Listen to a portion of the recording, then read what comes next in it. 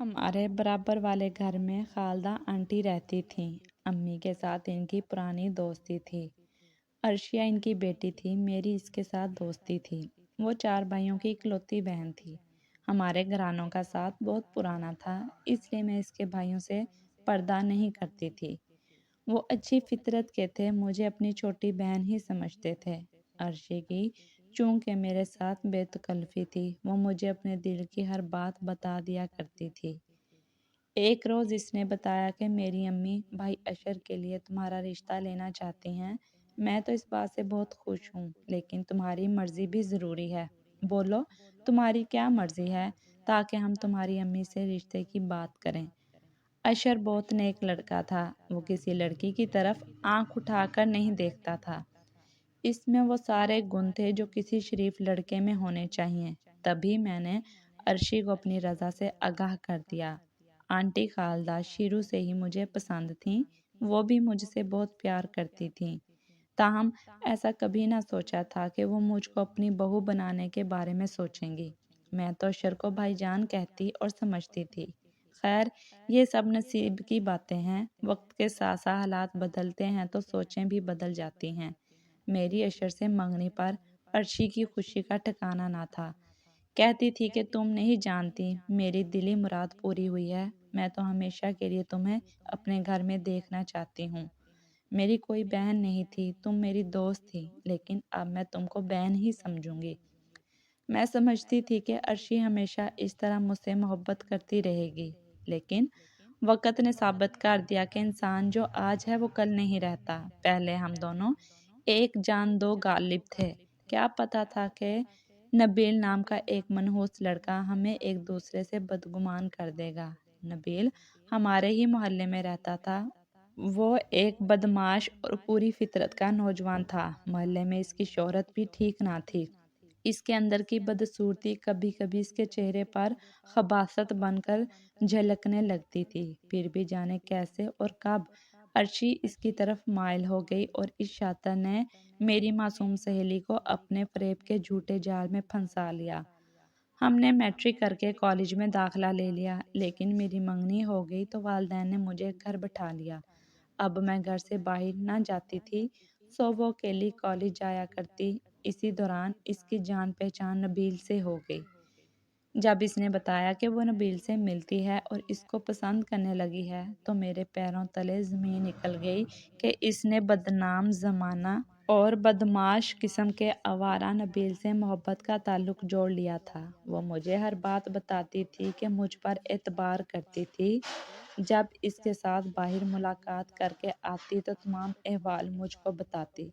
शुरू में मैं चुप रही कि शायद इसे अक्ल आ जाए। ताहम जब इसका रब्त ज़ब्त नबील से बढ़ा तो मैंने इसे मना किया कि वो अपने कदमों को थाम ले और इस आवारा से नाता ख़त्म कर दे, वरना ज़रूर नुकसान उठाएगी।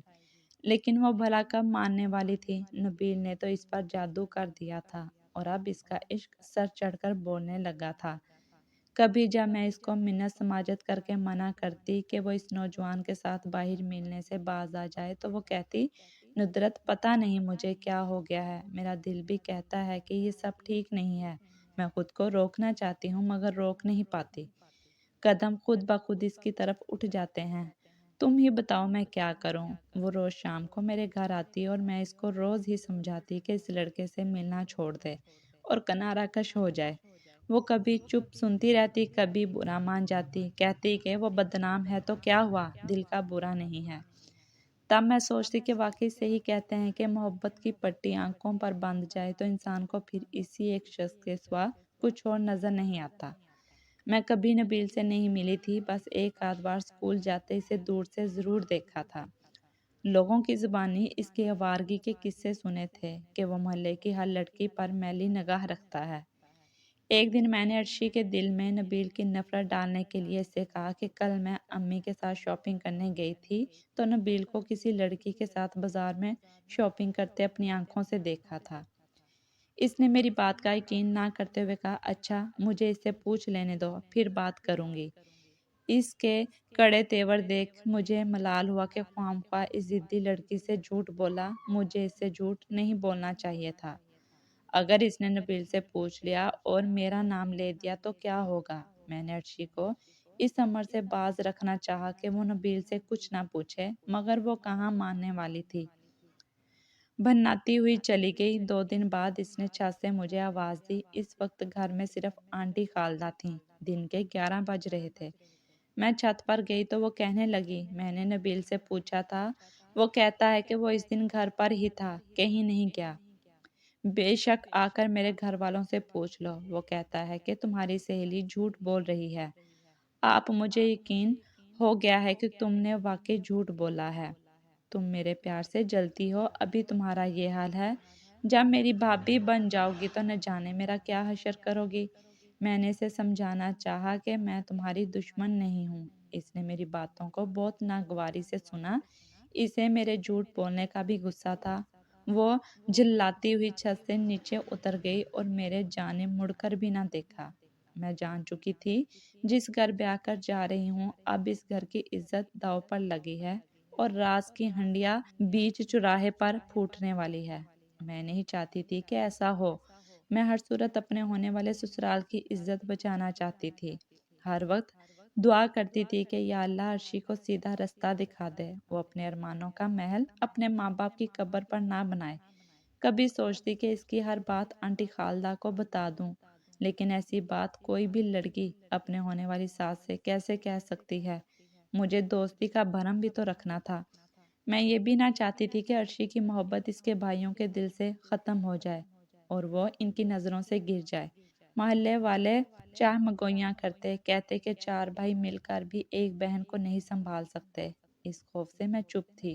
ہر وقت خدا سے دعا کرتی تھی کہ نادان عرشی کوئی غلط قدم نہ اٹھا لے، کوئی انہونی نہ ہو جائے۔ ان کی اور ہماری چھتیں ملی ہوئی تھیں۔ اس روز فجر کی نماز کے بعد سب کو ناشتہ دے کر میں چھت پر گئی تو وہاں عرشی کو دیکھا۔ پوچھا کہ تم آج کالج نہیں گئی؟ بولی نہیں، آج چھٹی کر لی ہے، سوچا کہ تم سے باتیں کروں گی۔ کیا بات ہے، آج تم کچھ پریشان لگ رہی ہو؟ کہنے لگی، ہاں پریشان تو ہوں۔ نبیل کہتا ہے کہ میرے ساتھ نکل چلو، میں اور انتظار نہیں کر سکتا اور تمہارے ماں باپ تمہارا رشتہ مجھے نہیں دینے والے، لہٰذا اپنی مرضی سے شادی کر لینے کے سوا ہمارے پاس اور کوئی چارہ نہیں ہے۔ اب تم ہی بتاؤ میں کیا کروں، اس کو کیسے سمجھاؤں؟ وہ سمجھتا ہی نہیں ہے۔ ویسے وہ کہتا تو ٹھیک ہے کہ میرے والدین اس کو میرا رشتہ دیں گے بھی نہیں، سارا محلہ اس سے نفرت کرتا ہے، سب اس کو برا کہتے ہیں، حالانکہ وہ بالکل بھی برا نہیں ہے۔ جی تو یہی چاہتا ہے کہ ایک روز اس کے ساتھ چپکے سے چلی جاؤں اور کورٹ میرج کر لوں، پھر جو ہوگا دیکھا جائے گا۔ عرشی ایسا تو سوچنا بھی نہیں، تم پر محبت کرنے والے والدین کا بھی تو کچھ حق ہے۔ کیا تم ان کی محبت کا یہی صلہ دو گی کہ ان کو ہمیشہ کے لیے ذلت کی بھٹی میں ڈال کر چلی جاؤ گی؟ آخر میں کیا جواب دوں اسے؟ تم اس سے کہو کہ میرے سالانہ امتحان ہونے والے ہیں، امتحان کے بعد بات کریں گے، اس طرح اس کو کچھ سوچنے کا موقع مل جائے گا اور تمہیں بھی۔ وہ کہنے لگی، تم نے اچھا مشورہ دیا ہے، پہلے امتحان تو دے لوں، بعد میں جو ہوگا دیکھیں گے۔ اس نے محنت سے تیاری کی اور پرچے دیے۔ جو ہی امتحان ختم ہوا وہ میرے پاس آئی اور بولی، ہم نے کی تیاری کر لی ہے، ہم شادی کرنے جا رہے ہیں۔ شادی اور اس بدنام زمانہ سے؟ خدا کے لیے ہوش میں آؤ۔ ابھی میں نے اتنا ہی کہا تھا کہ مڑ کر جو دیکھا اس کا بھائی ہمارے پیچھے کھڑا تھا۔ عطر نے ساری باتیں سن لی تھیں، دراصل ہمارا گھر وہ اسے ہی بلانے آیا تھا۔ بس پھر کیا تھا، ایک قیامت بچ گئی۔ وہ عرشی کو بالوں سے گھسیٹتا ہوا گھر لے گیا۔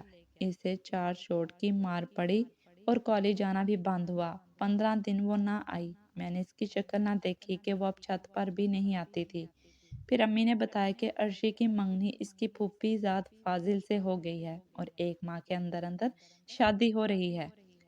مجھے تھوڑا سا سکون ملا، تھوڑا دکھ بھی ہوا کہ اب بیچاری کیسے یہ صدمہ سہے گی۔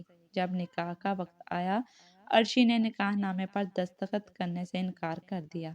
بھائیوں نے مار پیٹ کر دستخط کروا لیے۔ رخصتی 1 ماہ بعد ہونا تھی۔ ایک روز مجھے تیز بخار ہو گیا۔ آنٹی خالدہ پوچھنے آئیں۔ میں نے عرشی کا پوچھا تو بولیں کہ بہت اداس رہتی ہے، آج تمہارے پاس بھیجوں گی، ذرا اس کو سمجھا دینا، تم سے مل کر اس کا جی بھی بہل جائے گا۔ جی ضرور بھیجے گا اسے۔ شام کو وہ آ گئی میری مزاج پرسی کے لیے، کہنے لگی تمہیں تو تیز بخار ہے، آج میں تمہارے پاس ٹھہر جاتی ہوں، کیا اجازت مل جائے گی؟ وہ دوبارہ گھر گئی ماں سے اجازت لینے۔ بہرحال کسی طور انہوں نے رات کو میرے پاس ٹہرنے کی اجازت دے دی اور وہ آ گئی۔ مجھے نہیں معلوم تھا کہ وہ گھر سے بھاگنے کی پوری تیاری کر کے آئی ہے۔ گھر جا کر اس نے ایک بریف کیس میں زیور اور نقد رقم رکھ کر اسے اپنی چھت سے ہماری چھت پر ڈال دیا اور رات کو ہماری چھت سے میرے کمرے میں لا کر رکھ دیا۔ میں نے پوچھا یہ کیا ہے؟ بولی کہ خطوط ہیں نبیل کے اور کچھ اس کے دیے ہوئے تحفے ہیں۔ اب میرا نکاح ہو چکا ہے، ان چیزوں کو کہاں سنبھالوں گی؟ آج موقع ہے، ان کو یہاں بیٹھ کر ضائع کر دوں گی۔ میں خاموش ہو رہی۔ اس نے مجھے دعا پلا دی اور میں تھوڑی دیر بعد اسے باتیں کرتے کرتے سو گئی۔ رات کے کسی پہر وہ بریف کیس لے کر ہمارے گھر سے نکل پڑی، لیکن صبح 10 بجے واپس آ گئی۔ تب میری جان میں جان آئی۔ میں نے کہا کہ کہاں گئی تھی، مجھے بتا کر کیوں نہیں گئی؟ بولی گھر نہیں گئی تھی، مگر خیر گزری کہ کسی کو میرے جانے اور واپس آنے کا پتہ نہیں چلا۔ کہاں تھیں رات بھر تم؟ بتاتی ہوں۔ پھر جب اس نے اپنے رات غائب ہو جانے کے بارے میں بتایا تو میں دنگ رہ گئی۔ اس نے کہا کہ نبیل نے ایک ملازمہ کے ذریعے رابطہ کر کے مجھے ایئرپورٹ آنے کا کہا تھا۔ رات 12 بجے کی فلائٹ سے ہم نے یہ شہر چھوڑ کر چلے جانا تھا۔ میں ایک ٹیکسی میں ایئرپورٹ پہنچ گئی۔ کافی دیر انتظار کیا لیکن وہ نہیں آیا۔ میں نے ٹیکسی والے کو روکے رکھا تھا کہ جب تک کوئی مجھے لینے نہ آ جائے تم رکے رہو۔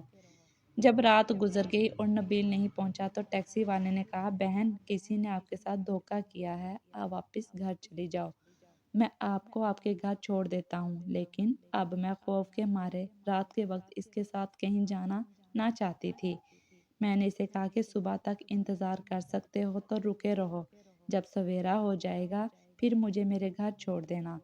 آفرین ہے اس شریف آدمی پر، وہ صبح تک میری خاطر ٹھہرا رہا اور صبح 9 بجے مجھے یہاں واپس چھوڑ گیا۔ مجھے پتا تھا کہ میرے بھائی صبح 8 بجے گھر سے چلے جاتے ہیں اور اس لیے میں 9 بجے ایئرپورٹ سے چلی۔ خدا کا شکر ہے کہ کسی نے مجھے نہیں دیکھا۔ جو ہی ٹیکسی سے اتری تمہارے گھر میں گھس گئی، صحن میں کوئی نہ تھا تو تمہارے کمرے میں آ گئی۔ اف میرے خدا، اس کی روداد کس قدر خوفناک تھی۔ ابھی ہم باتیں کر رہے تھے کہ امی جان آ گئیں۔ بولی 10 بجنے کو ہیں اور تم لوگ ابھی تک کمرے سے نہیں نکلی، ناشتہ بھی نہیں کیا ہے، چلو ناشتہ کر لو۔ میں نے کہا امی جان میری طبیعت ٹھیک نہیں ہے، آپ ملازمہ سے کہیے کہ ہمارا ناشتہ یہیں لے آئے۔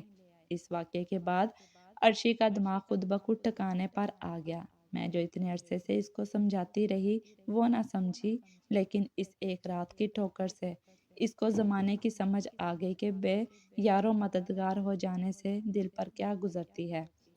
اس کی قسمت کے ٹیکسی والا اچھا انسان ملا، ورنہ رسوائی اور بربادی ہی اس کا مقدر تھی۔ بہرحال اس راز کو میں نے اپنے سینے میں دفن کر لیا کہ وہ بھی تو اب راہ راست پر آ چکی تھی اور میں جلد ہی اس کی بھابھی بننے جا رہی تھی۔ جب اس کی رخصتی کا وقت آیا وہ خوب پھوٹ پھوٹ کر روئی۔ جو غم دل میں دبا لیا تھا اس وقت ظاہر ہو گیا۔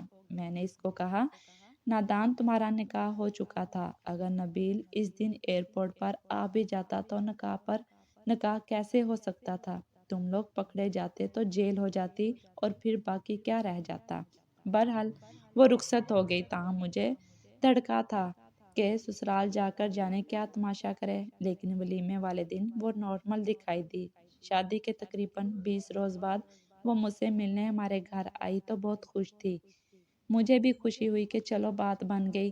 میں نے خوشی کی وجہ پوچھی، کیونکہ نکاح والے دن بھی اس سے زبردستی دستخط کرائے گئے تھے۔ کہنے لگی ندرت جب میں رخصت ہو کر جا رہی تھی تو بہت اداس تھی۔ فاضل کو شک گزرا کہ مجھے مجبور کر کے شادی کے بندھن میں باندھا گیا ہے۔ انہوں نے پوچھا کہ اگر تم میرے ساتھ شادی پر خوش نہیں ہو تو سچ سچ بتا دو، میں ویسا ہی فیصلہ کروں گا جیسا تم چاہو گی، کیونکہ ہر انسان کو اپنی خوشی سے جینے کا حق ہے اور ہمارے دین میں لڑکی کی شادی میں زبردستی جائز نہیں۔ جب انہوں نے یہ بات کہی تو میرے دل میں ان کے لیے عزت اور احترام کے جذبات پیدا ہو گئے۔ سوچا کہ ایک وہ انسان تھا جس نے قسمیں دے کر مجھے ایئرپورٹ بلایا اور نہ آیا، رابطہ کیا تو جواب تک دینا گوارا نہ کیا۔ ایک یہ شخص ہے جو میرے لیے پریشان ہے اور مجھے خوشی سے جینے کا حق دینے کی بات کر رہا ہے۔ تب میں نے ان سے کہا، ہاں میں تعلیم جاری رکھنا چاہتی تھی، مگر میرے والدین نے زبردستی آپ سے میری شادی کر دی ہے۔ میں پہلے آپ کے خیالات اور مزاج سے بھی واقف نہیں تھی، لیکن اب میں آپ کو دل سے قبول کرنا چاہتی ہوں۔ انسان اجنبی ہو تو اس کے ساتھ شادی کا بندھن باندھنے پر پہلے پہل دل آمادہ نہیں ہوتا۔ 2-4 ملاقاتوں میں اس کے عیب و ثواب کھلتے ہیں تو خود بخود دل میں اس کی جگہ بھی بن جاتی ہے۔ وہ میرے جواب سے مطمئن ہو گئے اور میں نے بھی تمہاری بہت ساری باتوں کو یاد کر کے دل کو سمجھا لیا کہ ایک بے وفا کی خاطر اپنے والدین کا تماشا نہیں بنانا، بس اسی میں اللہ نے میرے لیے بہتری رکھ دی ہوگی۔ میں خوش ہوں، مجھے سکون آ گیا۔ فاضل بہت اچھے انسان ہیں، میرا بہت خیال رکھتے ہیں، ان کے گھر کے ہر فرد سے مجھے پیار اور عزت ملی ہے۔ اب سوچتی ہوں کہ بھاڑ میں جائے ایسی محبت جس میں عزت نہ ہو۔ یہ کہہ کر وہ ہنسی۔ وہ واقعی خوش تھی، سو میں اسے خوش دیکھ کر خوش ہو گئی۔ آج اس واقعے کو کافی سال بیت گئے ہیں۔ عرشی 3 بچوں کی ماں ہے اور میرے بھی 4 بچے ہیں۔ ابھی تک ہم میں پہلے جیسی دوستی ہے، سگی بہنوں جیسا پیار ہے۔ میں شکر کرتی ہوں کہ وہ میری نند ہے اور وہ شکر کرتی ہے کہ میں اس کی بھابھی ہوں۔ اس کا راز میرے سینے میں محفوظ ہے، انشاءاللہ یہ راز میں بھی تشت ازبام نہ کروں گی۔